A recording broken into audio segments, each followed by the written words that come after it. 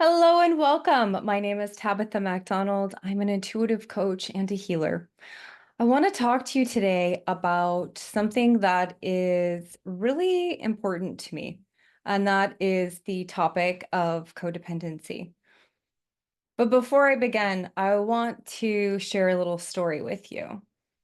I was married to an alcoholic I think we were married for about 7 years, and I didn't know I was codependent. I didn't even know what that meant because how I perceived the world was through the lens of codependency. What that meant to me was if I could get him sober, I can finally feel safe. And I know I've talked about this before, and I'll talk about it again because I think it's really, really important. Because the pattern of codependency, the behaviors associated with it, were mine and nobody else's. And if I could give the gift of freedom to everybody on the planet, it would be to be free of any of your unconscious patterns and behaviors that you're unaware of. I think awareness is a very powerful model.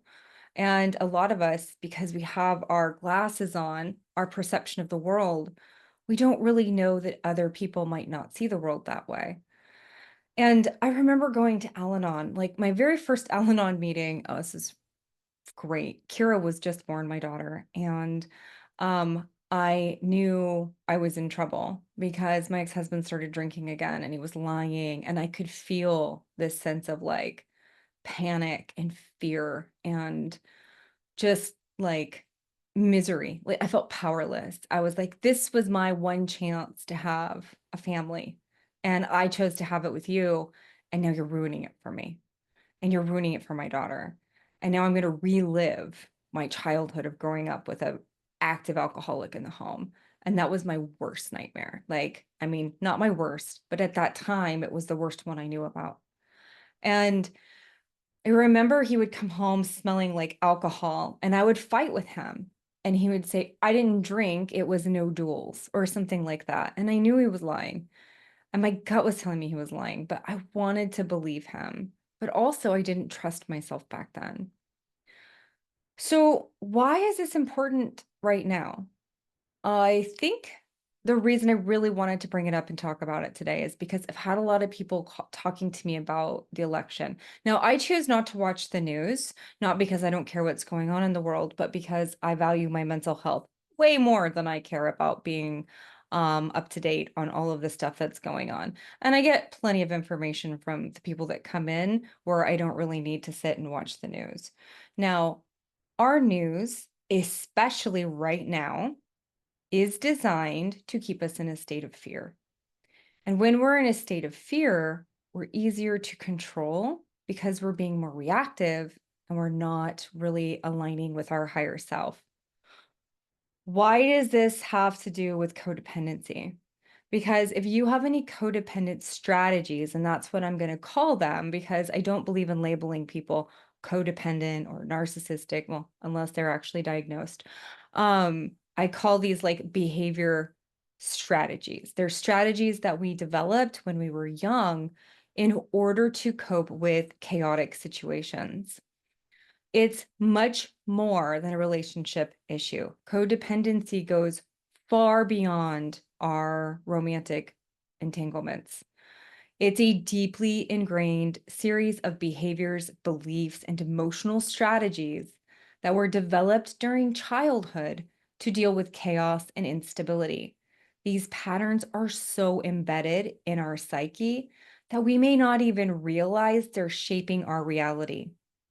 Beneath the surface, the codependent mindset carries hidden beliefs about the world, relationships, and our role in them.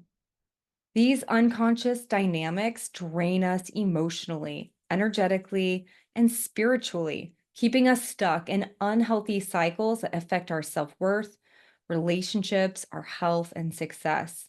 In fact, the health piece is what really started driving me towards integrating the mind and mental and energetic healing into my practice because I would see these patterns of people coming in with chronic pain, that was really difficult for them to solve. And as I started talking to them more and more, I noticed very codependent language patterns and how they would describe their lives. And I can pick up on someone who's in the throes of being emotionally abused or who has a pattern of trauma in their history, only because of my own patterns, right? Like if we can see in others what we have in ourselves as well. And so I'm really good at like picking that up from people when they come in. And I noticed that people who had unresolved trauma or were raised in chaotic environments where they weren't really parented, or they had emotionally immature parents, they ended up creating a series of strategies which often culminated in really significant physical symptoms like Hashimoto's or other autoimmune disorders, anything like fibromyalgia, chronic pain, migraines, tension headaches. I'll talk more about that in a minute. But I kept seeing this pattern over and over and over again. And I thought, wow, I really need to learn how to treat this because I might be the only person they see. I might be the only person who notices this for them. And this as a massage therapist might be the only place they come to for help.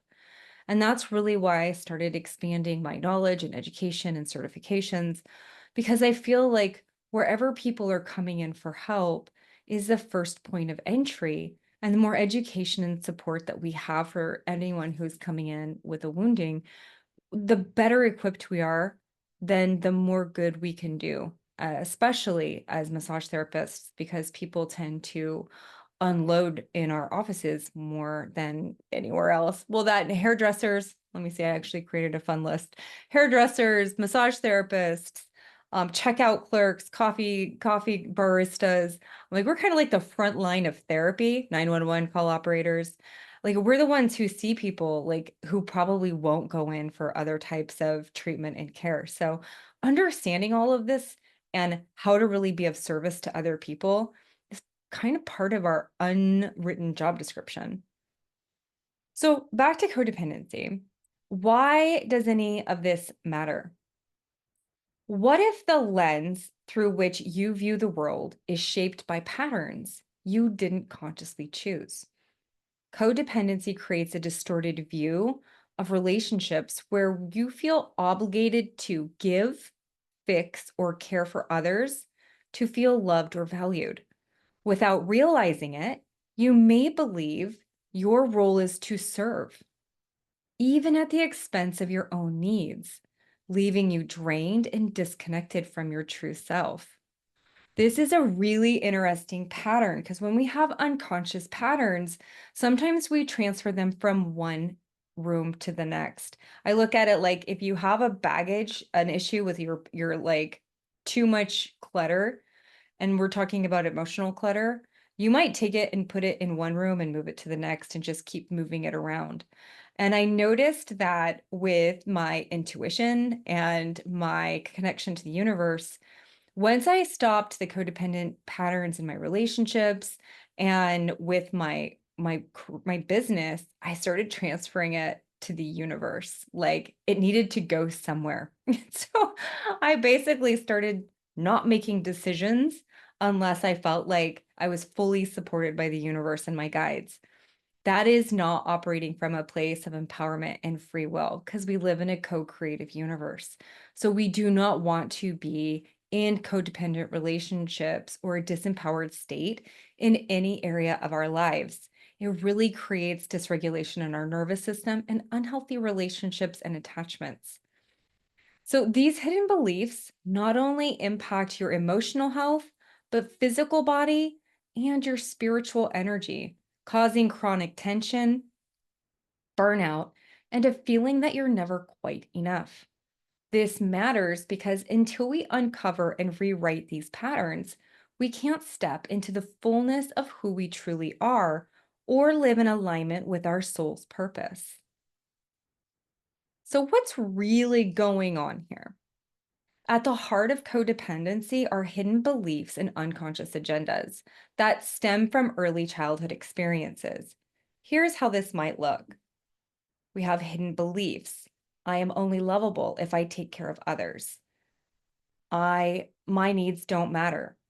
I don't matter. I have to make sure everyone is okay or I'll lose them. Now, it's not like these thoughts are running around in our head.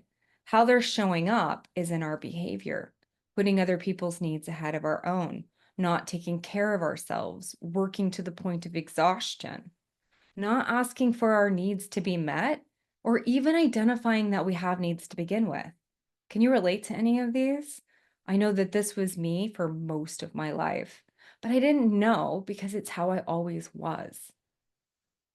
These beliefs create a view of the world where relationships are transactional. If I give, I'll receive love in return. However, it often feels like no matter how much you give, it's never enough. Can you relate to that? Have you ever been in a situation where you just felt like you weren't enough or like nothing you did was enough? Like you could never be or do enough? I know I have felt like that so many times in my life. I still struggle with that, where it's like I get to the end of the day and I think I just didn't do enough. I didn't get enough done. I didn't do enough. And I unfortunately still have that script in my head, but it's so much quieter and it's so much better than it used to be. And I really want you all to experience the same freedom because it is a much nicer place when you hear it and you can just say, mm-mm, not anymore. I am enough now, and actually mean it. You might find yourself asking questions throughout your day. Your ego develops an agenda to protect you from the pain of feeling unworthy. It tricks you into believing that your safety and self-worth come from managing other people's emotions. As I started working with ancestral trauma and working with people who were were told that they were here to resolve the pain of their ancestors, I started seeing codependency really play out in the world of spirituality. And a lot of people would say, well, I volunteered as tribute, so I'm here to take on all of my ancestors' pain. And I just want to offer you that that is also another sign of codependency. I remember saying that when I was on my spiritual healing journey right after my like shamanic death. And now that I'm looking back, I'm thinking, wow, that was just me transferring codependency to past lives or to ancestors or to anything else, because it was still a way of saying my life didn't matter as much as someone else's. So if you find yourself asking questions like, how can I fix this person? Or how can I make sure they're happy? I want you to stop yourself for a moment. Because when we think about that, we're now taking responsibility for their journey, like it's our responsibility. Moms, I know you do this. I still do this with my kids, and I have to stop myself all of the time. It'll be like, oh man, if I can only motivate my daughter enough, she'll finally realize how freaking brilliant she is and step into the glory of who she is.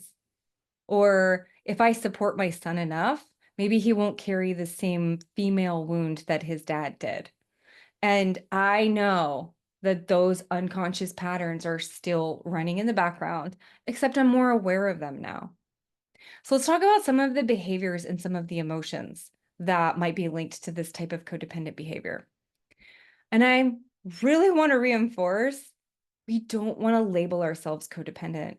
We want to identify that these are codependent strategies that can be characterized by a similar group of behaviors, emotions, and thought patterns. And that's all they are, is strategies, which is great because behaviors and strategies can be changed as soon as we choose to. These beliefs and agendas lead to behaviors like people pleasing, overextending yourself, and a fear of setting boundaries. Emotionally, codependence may feel anxiety, guilt, and a deep seated fear of rejection or abandonment. Every time you overgive or say yes when you mean no, you're reinforcing the belief that your needs are secondary. This emotional pattern creates a sense of powerlessness, where you feel stuck in the role of giver, but rarely receive the nurturing that you're craving. Now, I think sometimes we get into the pattern of thinking that codependency is mostly for women, but I have met just as many codependent men or men with codependent strategies as women. And it's almost from my like outside perspective and having, never been a man, it's hard for them because they don't seem to have the same support or like vocalization around it that women do. I think like traditionally we think of females as being more in the having more codependent strategies and also but men do too. And a lot of the time that shows up like the white knight syndrome, the one who needs to be the hero all of the time. How does this affect us energetically and spiritually? Energetically, codependency depletes your life force.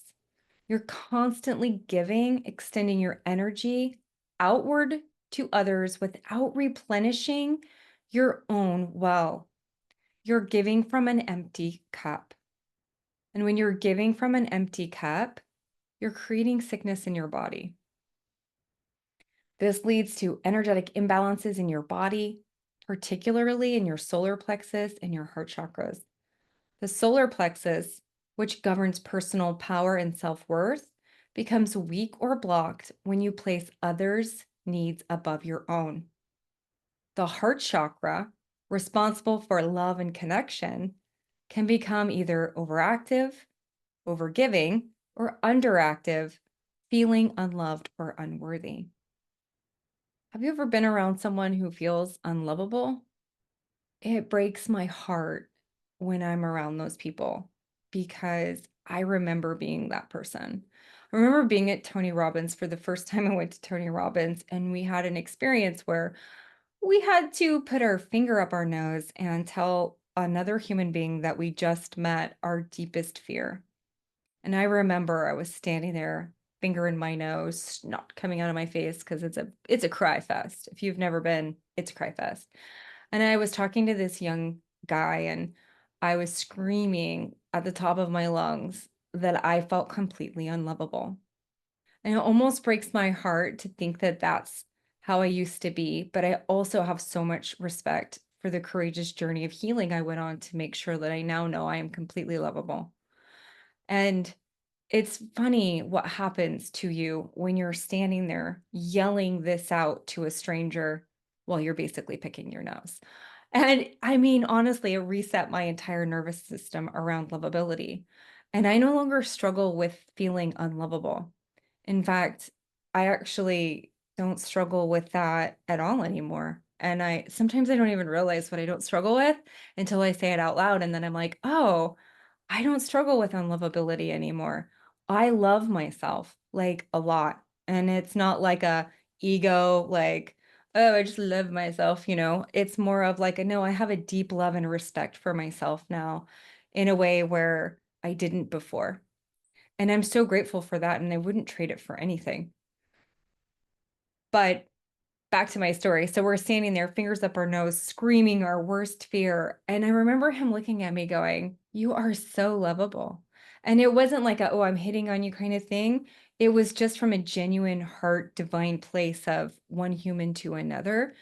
And I forget what his was. I think it was unworthy. He was carrying a lot of deep shame. And I just looked at him like this strong man who was going to this event to improve himself so he could be a better father to his son and a better husband to his wife.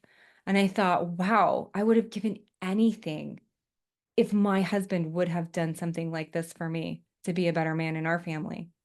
And I mean, I can't imagine anyone thinking that they were unworthy being that courageous to go on that kind of journey. But we don't see ourselves in that light. That's why it's helpful when you're around other people to like be able to see yourself the way that they see you, especially in the beginning of your journey. Because sometimes we just have to borrow other people's perceptions of ourselves until we develop it for ourselves. So, I want to help you understand some of the codependent patterns that you might have in your life that you might not realize are codependent. Some of these include hidden beliefs that drive you to overgive or people please. If you're exhausted at the end of the day because you gave too much and you didn't fill your cup up in return, chances are you're dealing with some codependent strategies. Now, once in a while, we do overgive in a day, but if you're seeing this pattern coming back over and over again, we want to explore that so you can start changing some of those patterns in your life. Constant anxiety about how others feel or think about you. Do you ruminate after you go to a social event and wonder, oh no, should I have said that? Are you worried when you walk up to someone thinking about what they're thinking about you? And as you sit there and say, doesn't everybody? I'm going to offer you no, not everybody. So just hold that into your mind because I know I used to, and I no longer do. I'm just standing in my own sovereign authority over who I am. And people sometimes like me, and probably sometimes they don't. And it's not like it wouldn't hurt my feelings if someone didn't like me, but I'm not worried about it anymore. Difficulty saying no and feeling guilty when you set boundaries. Have you ever had to say no to somebody and it made you feel sick to your stomach? Like you just felt like you were going to die because you had to say no, that you couldn't help them or you couldn't do the thing that you were asking, that they were asking for help with? That's a sign that you have some coping strategies that are aligned with codependency. Or inability to set boundaries. This is really common with massage therapists and other healers, is we have these unconscious codependent coping strategies. So we almost take on the person's healing journey like it's our own. Like if we don't come up with the solution, then it's on us. And that's not really creating a healthy boundary with putting responsibility back on the person who's coming in for treatment, and also responsibility, like energetic boundaries. Like that's really important. We have verbal boundaries, energetic boundaries, physical boundaries. All of these are boundaries that we need to learn about. A deep need for external validation and approval. Whew, my coach got me on this one when I met him in person the second time when he came to America and we did a 5 day. And I kept seeking external validation from him that I was doing it right. And he did finally look at me and he said, do you really need me to tell you again that you know what you're doing? And I was crushed inside. I felt like I was going to die. I actually didn't get back on one of his calls for, I think, 3 months. And then I started doing my inner work. I mean, I'm always doing my inner work, but I really thought about that specifically. And once I got through to it, I realized he was 100% right. I was still looking for someone outside of me to validate that what I was doing was right. And that was an old pattern that I still needed to shift. And I'm so grateful that he actually jarred it right out of me. Feeling emotionally and physically drained after interactions with people. Sometimes we'll say that that's because we're introverted, but I want to question if that's your introversion or if you're actually using codependent coping strategies to get through a situation and that's what's draining you. So if you're feeling emotionally and physically drained after you interact with certain people, chances are you're probably using some either energetic codependent coping strategies you're unaware of, mental codependency strategies, physical, or even emotional. So really take some time to explore, who am I interacting with where I feel very energetically drained and physically drained after I interact with them? And how can I put up better boundaries to make sure that my energy is always protected? Chronic pain and fatigue that doesn't seem to have a clear cause. This one is so important and the whole reason I got into the line of work that I do. Chronic pain or fatigue is one of the most common symptoms of untreated coping mechanisms dealing with codependent strategies. If you have chronic pain or a heavy sense of fatigue, I really want to invite you to look at some of the strategies that you have in your life. Where are you handing your power away to other people? other people's opinions, their behaviors, and more importantly, their outcomes. My power was constantly given away to my ex-husband's drinking. It was like, if he gets sober, then I'll finally feel safe. Then I'll finally have the family I always dreamed of, and I'll finally have the validation that I am worthy of a family, a loving, healthy family. And because he could never get sober, I tried everything in my power to help him. And you know what happened? I made myself sick. I was constantly struggling with obesity, with chronic pain. My back would go out all of the time. I was always dissociated from my life. I would yell, and I had all of these coping mechanisms that just made me feel even worse about myself than I even imagined. And my healing journey really started with addressing my codependency. And I didn't have a lot of understanding of how to move past it. I would sit in Al-Anon meetings and I was like, I don't want to be here for the rest of my life. I don't want to be a codependent. I don't want that to be me. And all I knew was that I had to keep looking for the answer. And I did, I found it. Like, a lot of the tools that I developed that I use in my coaching program were the tools that helped me break the cycle of codependent strategies in my life and helped me make sure that my kids and I don't also have codependent relationships. Because I couldn't imagine my son and my daughter growing up being codependent with me, or me being the codependent parent trying to control them. To me, that sounded like a horrible future for all of us. And that's why I made it like my priority, because I think sometimes like the intention is so beautiful to put our kids in therapy to get them help. But if we really want to help our kids, the most important person that we can heal is ourselves. They follow quite quickly. I hope this was helpful for you today, because it really is something that I'm very passionate about and I love educating people about. Not because I think there's something wrong with people who have codependent strategies. I just think that they're making you sick and you don't know that there's an answer, that there's a way out of them. And I have answers and I have strategies to help you break those cycles of codependency. And here's the best part of breaking a cycle of codependency. People who have narcissistic coping strategies and behaviors no longer find you interesting because you no longer fit their dysfunctional patterns. So the real way to become narcissist proof is to do your inner work and develop a healthy, secure attachment style. Thank you so much for taking the time to listen today. My name is Tabitha MacDonald, and I am an intuitive coach and a healer, and I am so happy to be of service to you on your journey of healing and just becoming aligned with who you were always meant to be. Have a great day.